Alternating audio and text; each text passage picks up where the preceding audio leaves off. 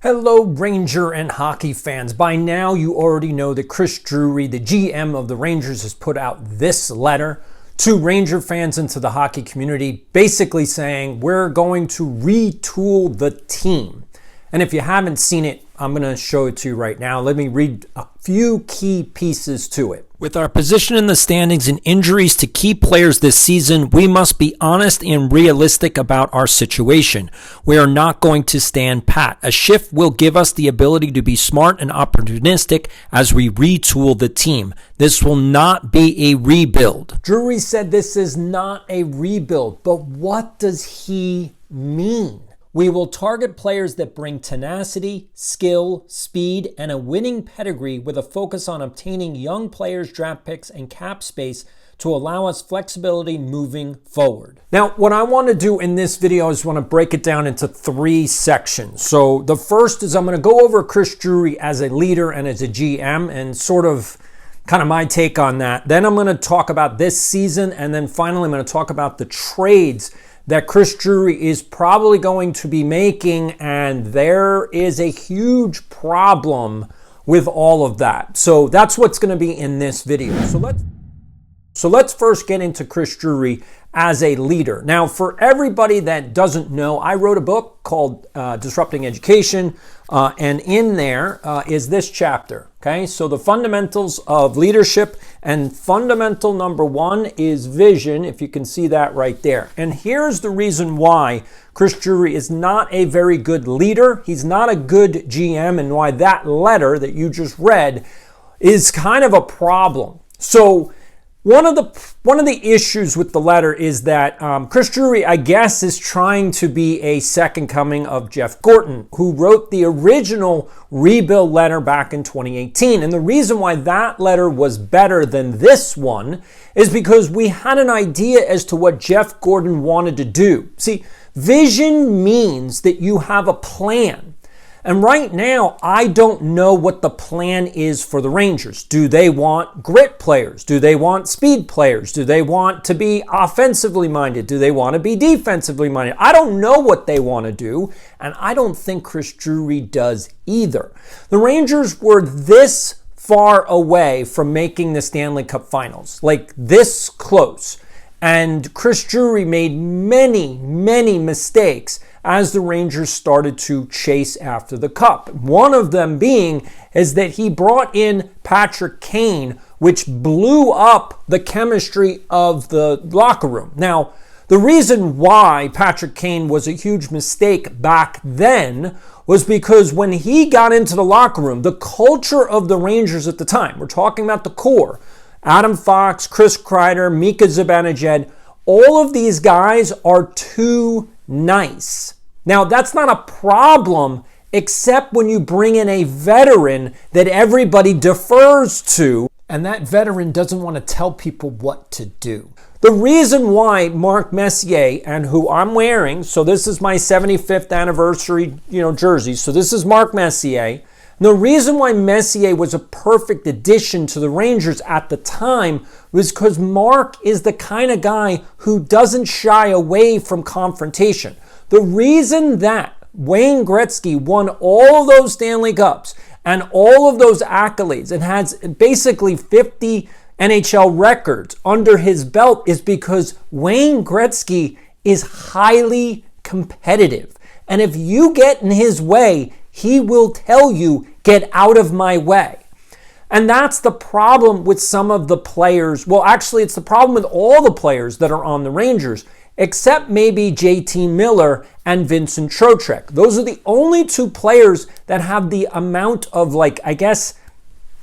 oomph, assertiveness to tell someone else, shut up.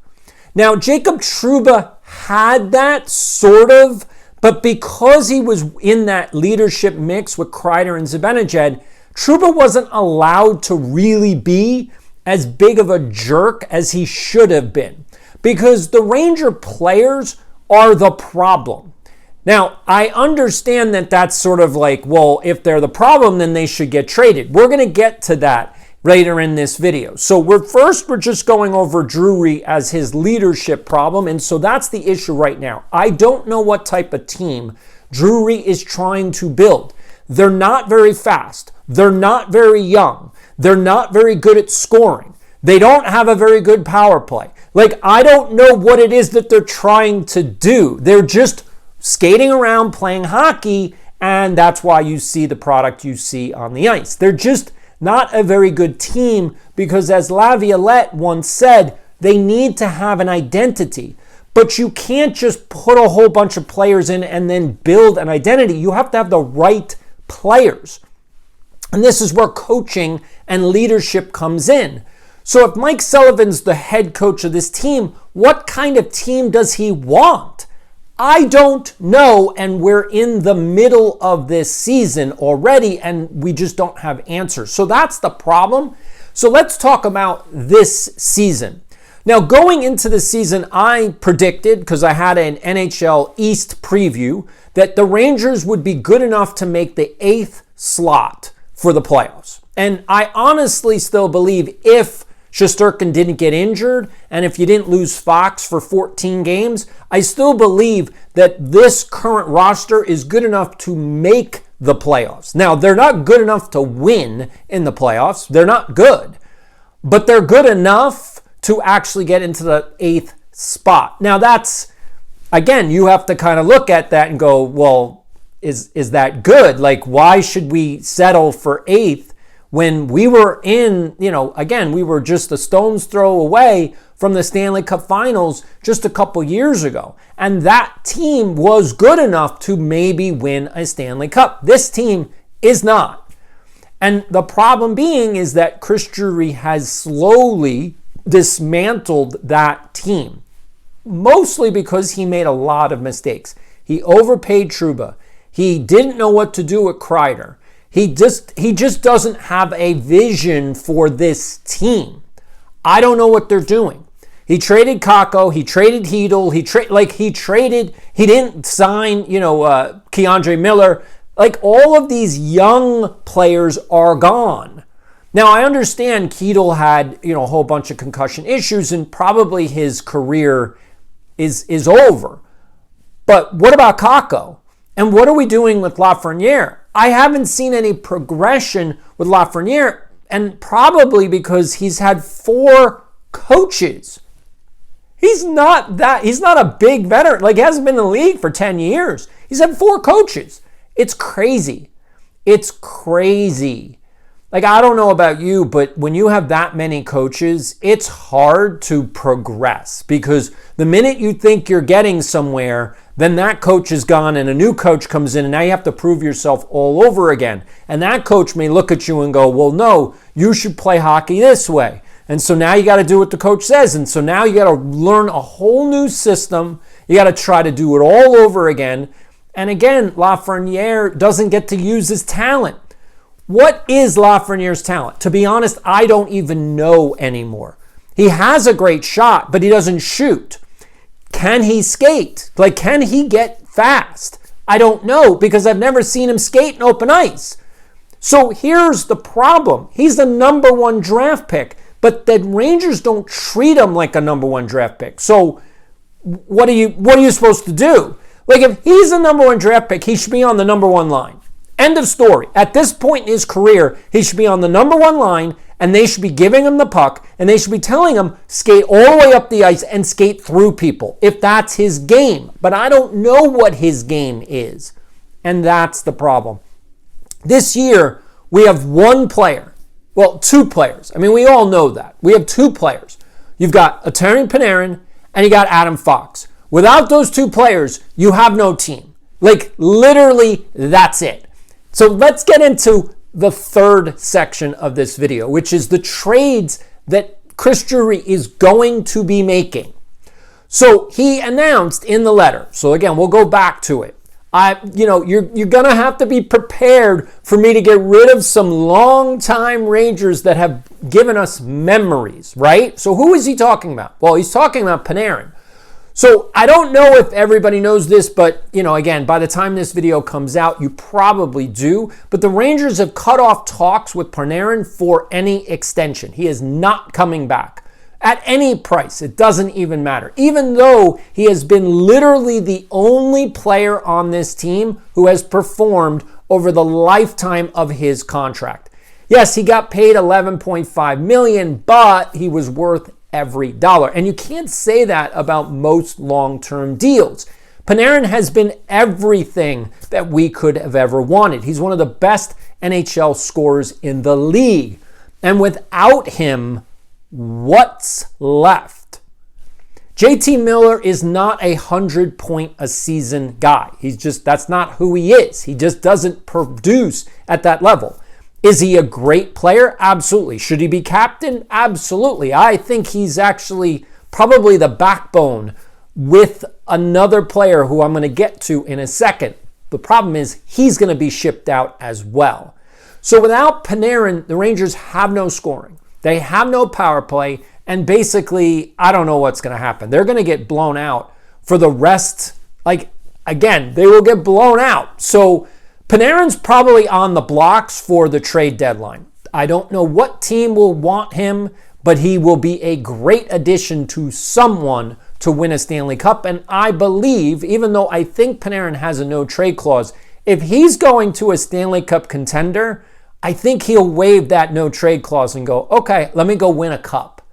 And I think that Panarin deserves it because he's an unbelievable player. But that leaves JT Miller and who? And this next player is the other guy that's going to go, and that's Vincent Trocheck. Now, Trocheck is, along with Miller, the type of player that you need at your core. Otherwise, you're in big trouble.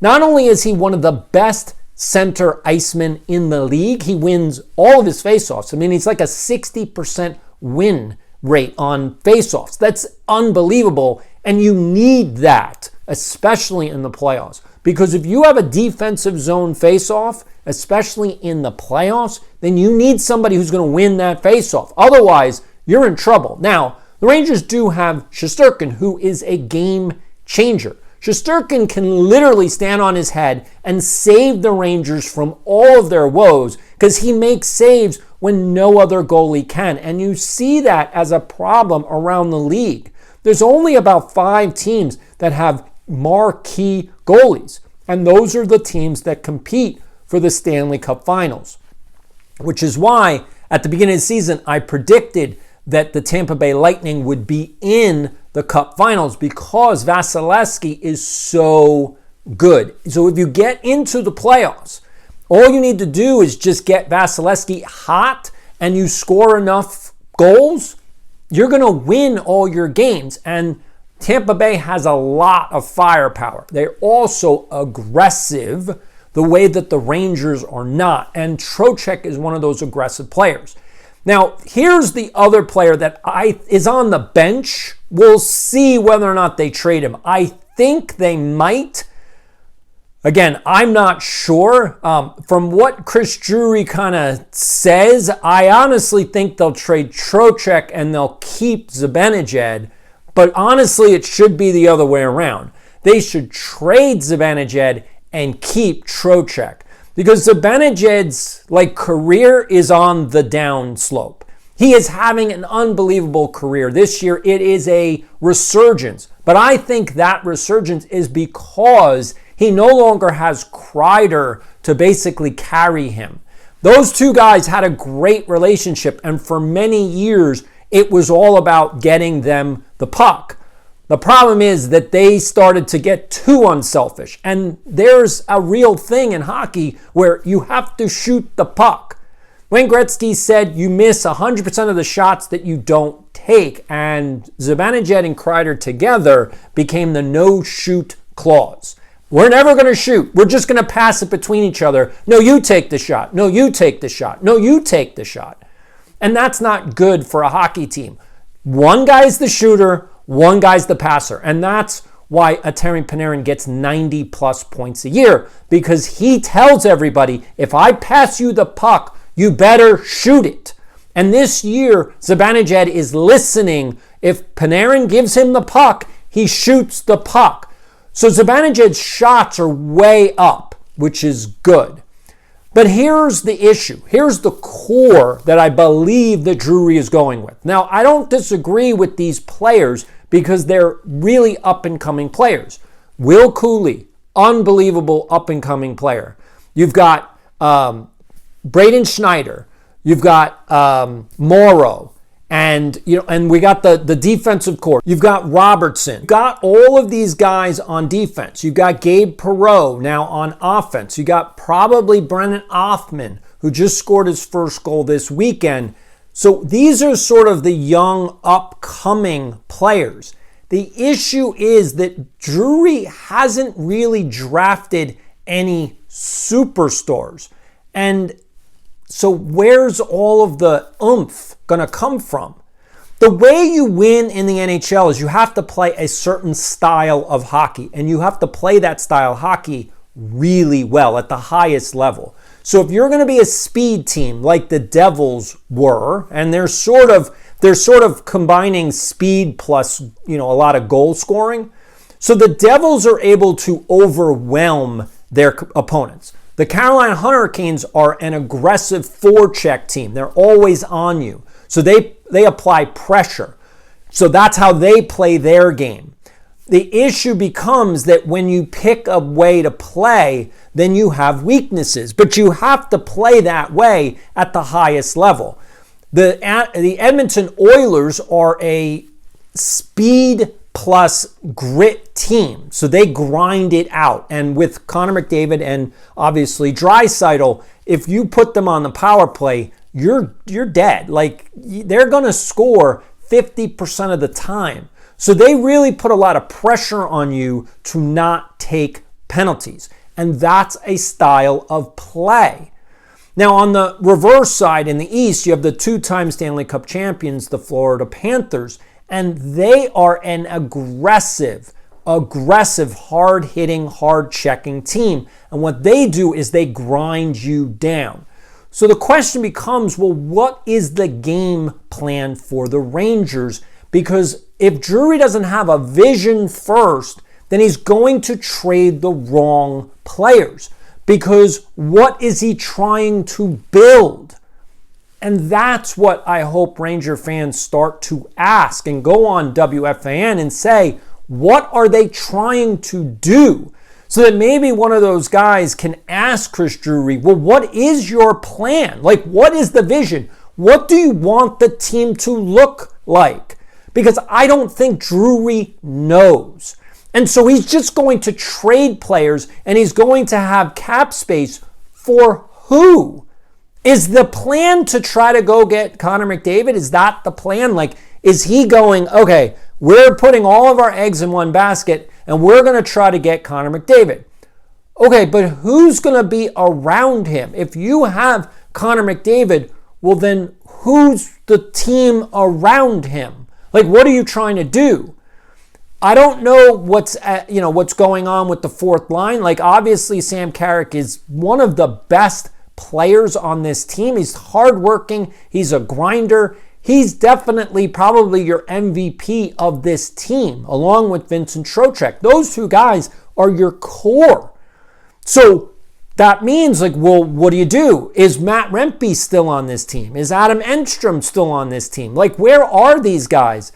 Is Gabe, like, what role does Gabe Perreault play? What about Brennan Othman? What about any of these other guys that are in the minors? They have Adam Sikora, who's never really come up.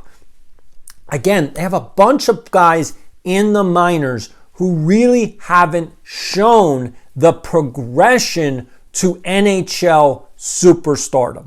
And that's a problem. All of the draft picks that Chris Drury had that came up were all Jeff Gorton. Kakko, Hedel, and Lafreniere were all Jeff Gorton picks. And so the question becomes, who has Drury picked? You have draft picks, and there's nobody coming out of the second round, the third round, or the fourth round being a superstar. So I have a question as to the long-term future of the Rangers.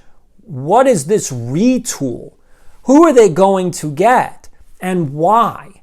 Because I don't know what the plan is. And that's the problem. So if you're watching this video, I want to thank you. My name is Doc. Again, hopefully you subscribe to this thing.